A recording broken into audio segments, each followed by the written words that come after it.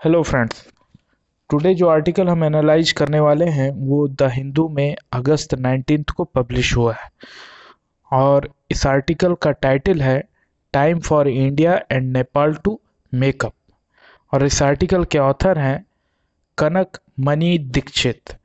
Kanak Mani Dixit, a writer and a journalist based in Kathmandu, is a founding editor of the magazine Himal South Asian. तो ये जो article है ये basically Nepali citizen के द्वारा लिखा गया है और एक नेपाल का पर्सपेक्टिव देता है जो अभी भारत और नेपाल के बीच में जो एक टेरिटरी को लेके एक जो डिस्प्यूट चल रहा है और किस तरीके से भारत और नेपाल दोनों ने अपने अपने मैप बनाए हैं और सेम टेरिटरी को अपने अपने पॉलिटिकल मैप में इंक्लूड किया है। तो we are discussing about the same topic.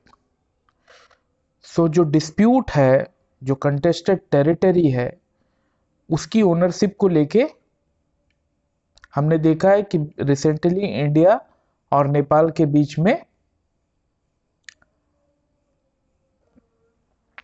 तो ये जो डिस्प्यूट का कारण है वो है एक territory, triangle kind of territory, disputed ownership of the triangle north of Kumaon, including the Limpi-Dharu ridge line, the high pass into Tibet at Lipu Lake, and Kalapani area hosting an Indian Army garrison.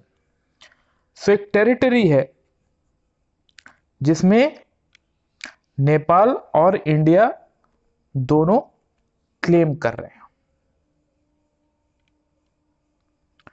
और उस territory के काला पानी area में Indian army का garrison भी है। तो इंडिया ने अभी जब जम्मू एंड कश्मीर के बाइफर्केशन के बाद India published its new political map in November following the bifurcation of Jammu and Kashmir and Ladakh. और उस पॉलिटिकल मैप में this disputed territory was shown as a part of India. For that reason Nepal did some protest और जो नेपाल का जो point of view था और भारत का जो उसमें पॉइंट ऑफ व्यू था उसको लेके एक डिप्लोमेटिक डिस्कशन नहीं हो पाया क्योंकि उस समय जो सिचुएशन अभी जो कोविड की चल रही है उसकी वजह से इंडिया ने कहा कि this discussion should wait once of this pandemic is over. So diplomacy did not get a chance with India insisting that it will sit for a talk only after covid pandemic. Meanwhile India के रक्षा मंत्री ने digitally inaugurated किया the unfinished track of Lipulekh on May 8। So you can see the timeline. नवंबर में India ने एक map publish किया, न्यू पॉलिटिकल मैप पब्लिश किया जिसमें जो चेंज्ड सिचुएशन है जम्मू एंड कश्मीर की उसके हिसाब से एक पॉलिटिकल मैप पब्लिश किया जिसमें कि ये disputed territory was shown as a part of India. For that purpose Nepal did some protest, wanted to discuss with India, but India insisted that this discussion should happen once this COVID pandemic is over. Meanwhile, India के रक्षा मंत्री ने एक inauguration किया, एक physical एक जो construction activity है लिपू लेक में दैट स्टिल इज अनफिनिश्ड, उसका इनॉग्रेशन किया।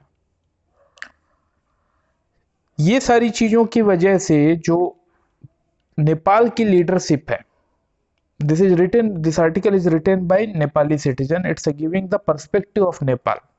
सो नेपाल के प्राइम मिनिस्टर की इन सारी चीजों से पोजीशन अनटेनेबल हो गई politically and he proceeded with the constitutional amendment to certify the new map of Nepal, which included this disputed territory in Nepal's political map.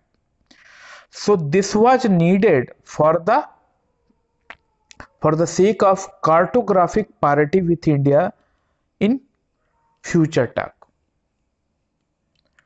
तो नेपाल ने जो कॉन्स्टिट्यूशनल अमेंडमेंट किया और एक नया मैप को सर्टिफाई किया जिसमें कि ये disputed territory was shown as a part of Nepal, ये नेपाल ने इसलिए किया क्योंकि फ्यूचर में जब इसको लेके इंडिया के साथ में डिस्कशन होता है तो एक कार्टोग्राफिक पार्टी इंडिया के साथ में मेंटेन की जा सके।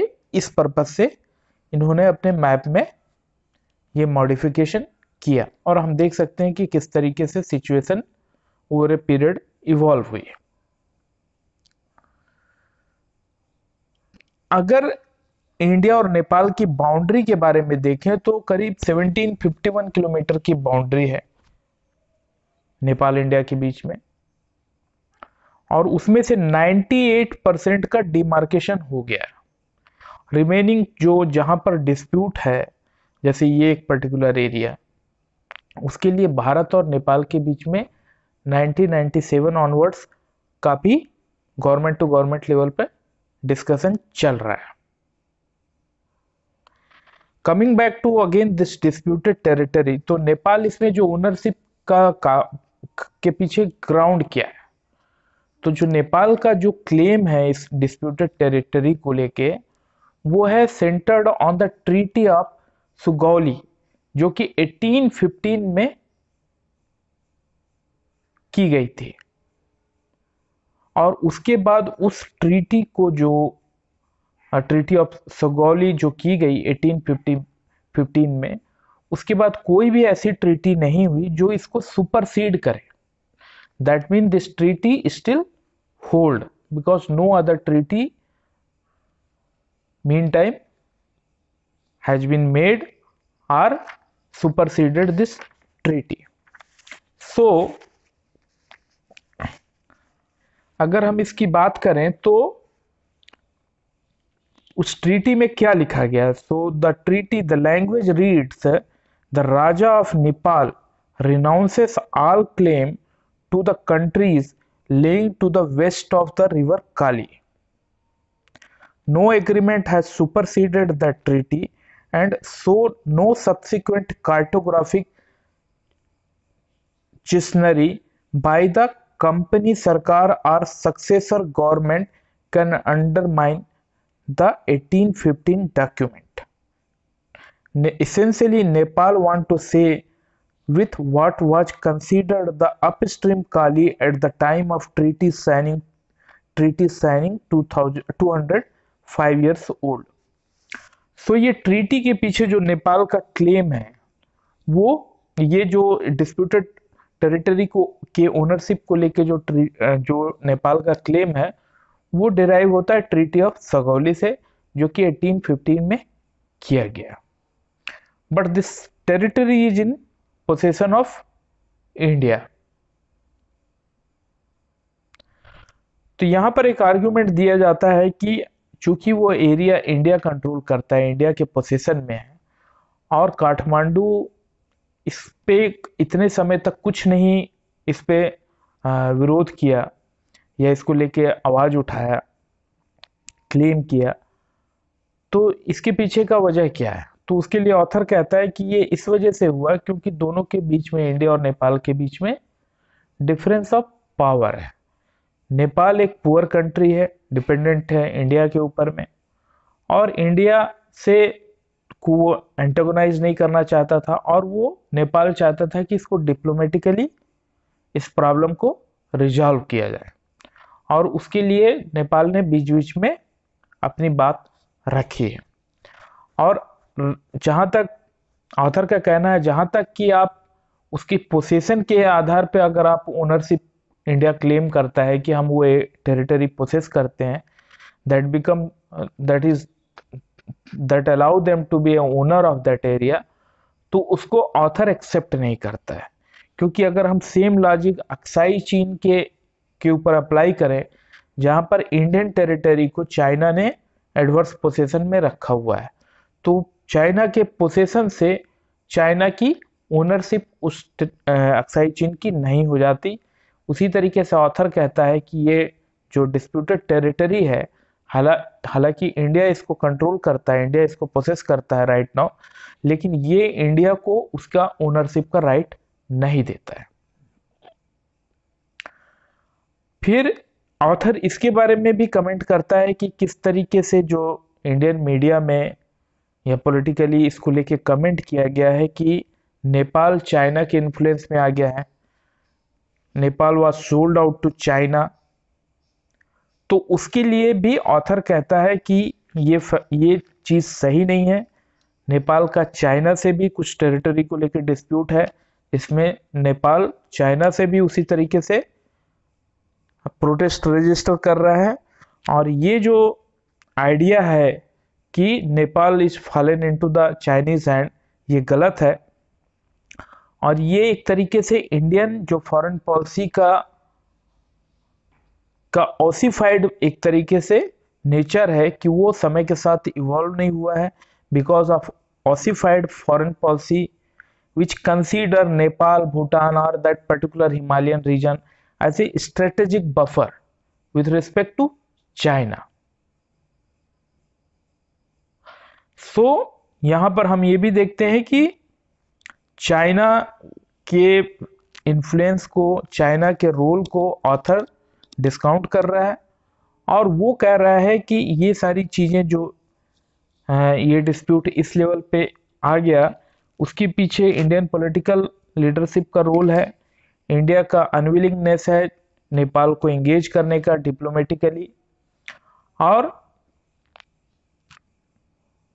उसको लेके ऑथर का कहना है कि भारत और नेपाल को ये प्रॉब्लम को आगे बढ़ने नहीं देना चाहिए, need to be deescalated, और इस पूरे प्रॉब्लम को कंपार्टमेंटलाइज करना चाहिए। Means it should not hijack the whole Indo Nepal relationship, but जो एक ओवरऑल रिलेशनशिप है उसमें ये पर्टिकुलर एरिया है डिस्प्यूट का, लेकिन अदर सेक्टर्स जो हैं वो उसमें भारत को किसी तरीके से नेपाल के साथ में रिलेशनशिप डैमेज नहीं करना चाहिए। So this particular area which is of concern, इसको कंपार्टमेंटलाइज्ड एटीट्यूड के साथ में डील करना है। और ये भी जो ऑथर का कहना है कि हालांकि अब दोनों कंट्रियों में दोनों कंट्री के मैप के आधार पे दोनों कंट्री इस एरिया को अपनी अपनी टेरिटरी शो करते हैं, तो ये सिचुएशन भी किसी तरीके से निगोशिएशन को आगे बढ़ाने के लिए रुकावट नहीं पैदा करती है। Territory exists now on the map of both the country should not obstruct negotiation. तो दोनों कंट्री अपने अपने मैप में उस टेरिटरी को क्लेम करें, लेकिन वो किसी भी तरीके से उन दोनों कंट्रियों के बीच के निगोशिएशन को ऑब्स्ट्रक्ट नहीं करना चाहिए। इसके लिए ऑथर कहता है कि इंडिया और नेपाल के रिलेशनशिप तभी अच्छे हो सकते हैं जब एक पॉलिटिकल विल हो और बैक चैनल डिप्लोमेसी को भी यूज किया जाए। और India should talk to Nepal irrespective of COVID situation. COVID situation की वजह से टॉक हैम्पर नहीं होना चाहिए, टॉक स्टॉप नहीं होना चाहिए। India should engage Nepal regarding this issue. और ऑथर का प्राइम मिनिस्टर ओली, जो नेपाल के प्राइम मिनिस्टर है, उसके लिए भी ऑथर का प्राइम मिनिस्टर ओली, नेपाल के जो प्राइम मिनिस्टर है, उनके लिए भी सजेशन है कि उन्हें अपने कमेंट में या अपने अनरिस्ट्रेंड टॉक को लेके भी थोड़ा सा केयरफुल रहना चाहिए, जैसा कि उनका कमेंट था अभी रिसेंटली कि भगवान राम का जन्म नेपाल में हुआ। इस तरीके की चीज़ों से उन्हें बचना चाहिए।